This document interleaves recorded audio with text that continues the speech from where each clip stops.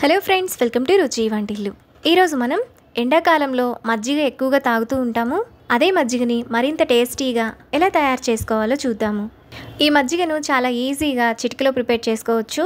ఈ మజ్జిగను ఫ్రిడ్జ్లో పెట్టుకుని తాగితే చాలా బాగుంటాయి. సో లేట్ చేయకుండా వీడియోలోకి వెళ్ళిపోదాం.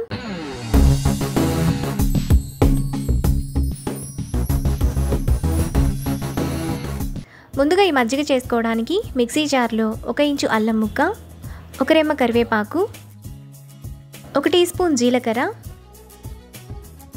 కొద్దిగా కొత్తిమీర వేసుకొని మెత్తగా మిక్సీ వేసుకోవాలి.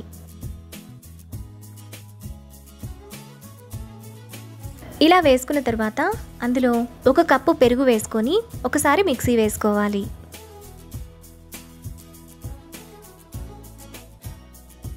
ఇలా వేసుకున్న తర్వాత ఈ పెరుగును ఒక బౌల్లోకి వేసుకోవాలి.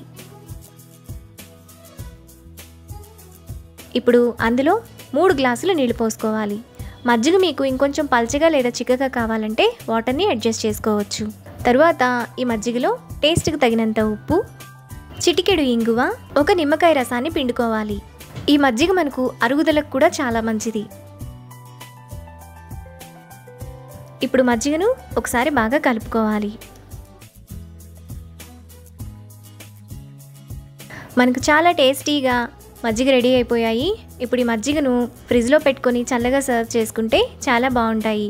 ఎండలో బయటికి వెళ్ళి వచ్చినప్పుడు కానీ, చల్లగా ఏదైనా తాగాలనిపించినప్పుడు కానీ ఇలా మజ్జిగ చేసుకొని ఫ్రిడ్జ్లో పెట్టి తాగితే రిఫ్రెషింగ్గా చాలా బాగుంటుంది. హెల్త్కి కూడా చాలా మంచిది.